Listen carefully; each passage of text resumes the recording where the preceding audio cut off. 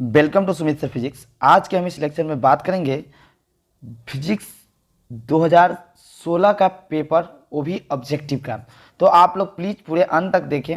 हर एक क्वेश्चन का हम एक एक सॉल्यूशन करेंगे और 2016 के बाद 2015, 2014 इसी तरह से 2004 तक का करेंगे। अगर आपको और भी ईयर का देखना है तो आपके डिस्क्रिप्शन में जाए, वहाँ से आप देख सकते हैं। चलिए पहला क्वेश्चन हम स्टार्ट करते हैं।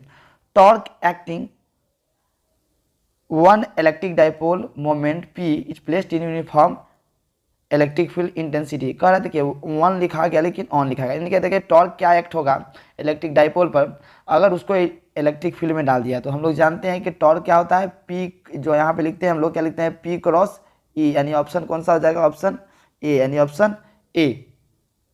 Equivalent capacity between A and B, A और बी के बीच में इक्विवेलेंट बताना है। तो हम जानते हैं कि ये दोनों जो लगा हुआ है किस में लगा हुआ है, सीरीज में। किस में है, सीरीज में। तो ये दोनों जब सीरीज में है तो हम लोग जानते हैं कि दोनों आइडेंटिकल है, तो क्या हो जाएगा, एगो का वैल्यू डिवाइडेड बाई 2 यानी कितना हो जाएगा 3। तो ये हो गया दोनों का क्या हो जाएगा, इक्विवेलेंट 3। और जब ये 3 जो बन जाएगा वो 3 और नीचे में जो लगा हुआ है 6, वो दोनों किस में आपस में पैरेलल। तो 6 और 3 किस में है, पैरेलल में। तो हम लोग जानते हैं कि पैरेलल में डायरेक्ट क्या होता है, ऐड, यानी कितना हो जाएगा 9, यानी ऑप्शन कौन सा हो जाएगा, सी। चलिए नेक्स्ट क्वेश्चन जो हम लोग देखते हैं, क्वेश्चन जो है आपका, the power of electric circuit is, power का फॉर्मूला क्या होगा। तो हम लोग जानते हैं VA²/R। नेक्स्ट है डायमेंशन ऑफ मैग्नेटिक, तो dimension of magnetic field is, dimension बताना है बी का कि डायमेंशन क्या होगा। तो हम लोग जानते हैं कि क्या होता है, F = Q × V × B। तो हम लोग बी का निकालना है तो क्या लिखिएगा, F/Q × V। एफ को क्या लिख सकते हैं, mL/T⁻², डिवाइडेड बाई क्यू का क्या लिखिएगा, I × T, और वेलोसिटी का L/T, मतलब मीटर पर सेकेंड। तो T से T कट गया, यहाँ पे हो जाएगा क्या, एक L से एक L कट गया, यानी क्या हो जाएगा MI⁻⁻1 T⁻², यानी ऑप्शन कौन सा हो जाएगा, I⁻⁻1 T⁻², L⁻0, यानी हो जाएगा option A. Lenz law is associated with energy, यानी कंजर्वेशन ऑफ एनर्जी के बेस्ट होता है। यानी नेक्स्ट है power factor of LR circuit, LR circuit का पावर फैक्टर। हम लोग जानते हैं कि पावर फैक्टर का जो फॉर्मूला होता है यानी cos∅ क्या होता है, जैसे LR सर्किट बोल रहा है तो ऊपर में R/Z, और LR है तो Z का वैल्यू क्या हो जाएगा, √R² प्लस ω/L², यानी ऑप्शन बी। चलिए नेक्स्ट क्वेश्चन हम लोग देखते हैं, intensity of magnetic field increase 4 times, B का वैल्यू को क्या कर दिया, 4 गुना बढ़ा दिया, मतलब पहले से।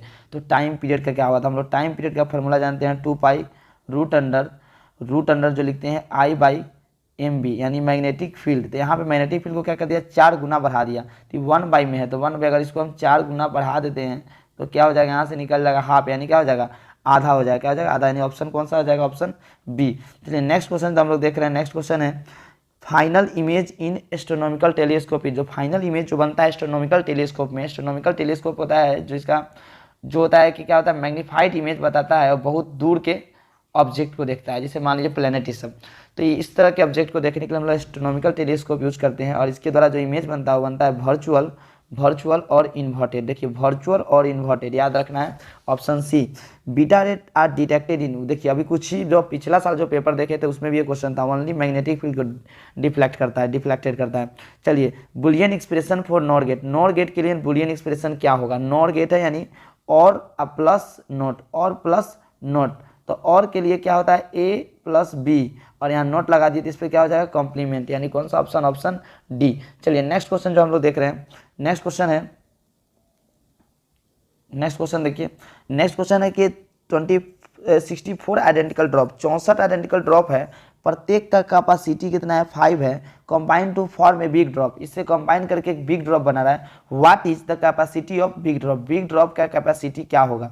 हम लोग जानते हैं कि फॉर्मूला अगर जनरल हम लिख देते हैं, बिग ड्रॉप का जो होगा वो लिख डायरेक्ट याद रखिएगा, C स्मॉल इंटू n के पावर 1/3, n क्या है, नंबर ऑफ आइडेंटिकल ड्रॉप। तो यहाँ पे देख रहे हैं C स्मॉल का कितना है 5, और n के जगह पे कितना है 64, इसका हम लोग लिखते हैं 1/3। तो यहाँ से निकल जाएगा 5, यहाँ से निकल जाएगा 4 का √3 कितना 4, यानी क्या हो जाएगा 20, यानी कितना आंसर आ जाएगा 20, यानी ऑप्शन कौन सा आ जाएगा, ऑप्शन डी।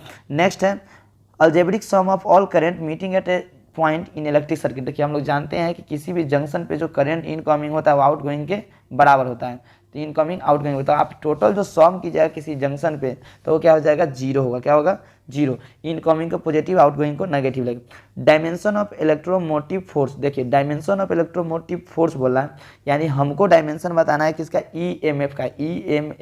ईएमएफ मतलब वोल्ट का, यानी भी का बताना है। तो हम लोग जानते हैं कि W इक्वल टू होता है Q into V, W equal to Q into V, तो V इक्वल टू क्या हो जाएगा, W बाई Q। तो W का हम लोग जानते हैं ml² T के पावर -2 और डिवाइडेड बाई Q का हो गया I इंटू टी।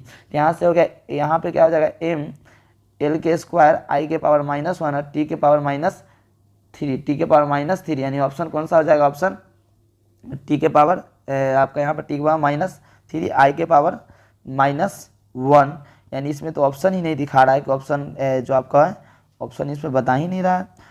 हम यहाँ देख लिए वर्क और IT का, अच्छा एक मिनट मिस्टेक हो गया।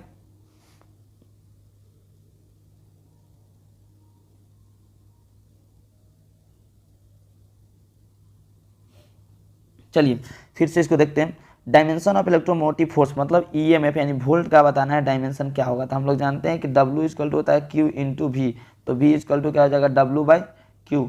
तो W क्या हो गया, वर्क क्या होता है, force into displacement ml T के पावर -2 और डिवाइडेड बाई I का क्या हो गया, Q का क्या हो गया, Q equal to IT, Q equal to IT। तो यहाँ पे रख दिए I इंटू टी, तो I यहाँ पे इस तरह से हो गया, यानी जैसे ही ऊपर ले जाएगा तो M L के स्क्वायर I के पावर -1 I, T को जब ऊपर ले जाइएगा तो ऊपर ले जाने के बाद क्या होगा, T के पावर -3 हो जाएगा, T के पावर -3। तो यहाँ पर जो देख रहे हैं कोई ऑप्शन ही नहीं दिख रहा है इसमें, यानी कहीं ना कहीं ये इनकरेक्ट है। तो चलिए नेक्स्ट क्वेश्चन हम लोग देखते हैं। यूनिट ऑफ किसका यूनिट है, चार्ज का यूनिट है, क्योंकि हम लोग जानते हैं एम्पेयर मतलब हो गया I या टाइम मतलब आवर मतलब हो गया टाइम था। Q इक्वल टू क्या होता है IT, तो किसका यूनिट हो गया, चार्ज का।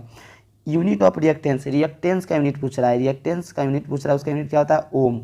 When a ray of light enter a glass slab, glass slab में जा रहा है यानी रेयर टू डेंसर जा रहा है, डेंसर जाएगा स्पीड कम जाएगा, वेवलेंथ भी क्या हो जाएगा, कम जाएगा, decrease. When an ammeter is shunted, ammeter को शंट करते हैं, शंट हम इसलिए करते हैं कि अगर वो आइडियल नहीं है तो रॉन्ग बताएगा, उसको शंट कर देने से जो मेजरिंग रेंज होगा वो इंक्रीज हो जाएगा। ऐसा unit of self inductance, self inductance का यूनिट हेनरी होता है, हेनरी याद रखना है।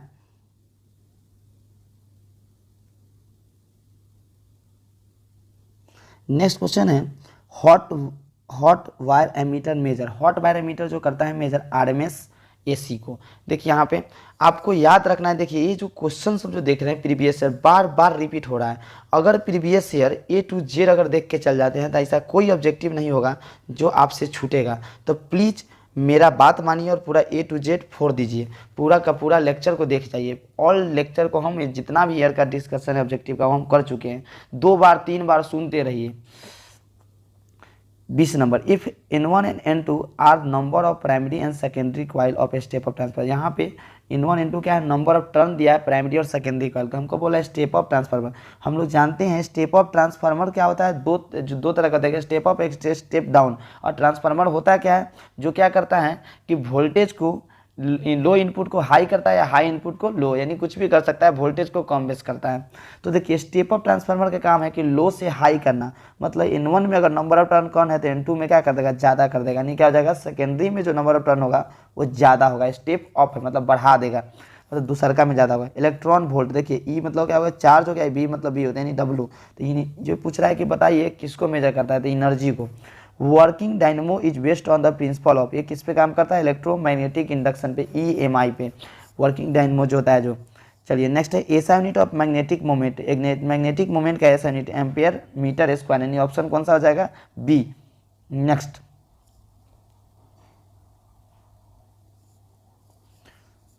नेक्स्ट है ऐसा यूनिट ऑफ मैग्नेटिक मोमेंट, अभी हम देख लिए ampere metre square. Optical fibre work on the principle of, किस पे काम करता है, तो देखिए ऑप्टिकल फाइबर किस पे काम करता है, टोटल इंटरनल रिफ्लेक्शन मतलब TIR पे, किस पे, TIR पे। When the tube length of microscope increase its magnifying power, कह रहा है कि जब हम ट्यूब लेंथ को क्या करते हैं, इंक्रीज कर देते हैं, मैग्नीफाइंग पावर क्या हो जाता है, तो डिक्रीज होएगा, उल्टा हो जाता है, उल्टा। Energy of photon of wavelength lambda, energy पूछ रहा है तो हम लोग जानते हैं एनर्जी का फॉर्मूला होता है SC/λ, यानी हो जाएगा option B which one of the following has maximum penetrating power. देखिए पेंट्रेंटिंग पावर मतलब एकदम छेदने का जो क्षमता जो होता है सबसे ज़्यादा होता है गामा रे का। किसका? Gamma ray. तब बीटा तब alpha. Majority current carrier in P type. P type बोल दिया मतलब पॉजिटिव, और पॉजिटिव मतलब होल, यानी जो हम टोटल 28 जो ऑब्जेक्टिव था वो हम लोग देख लिए। तब प्लीज़ आप लोग मेरे चैनल को सब्सक्राइब करें। Thank you.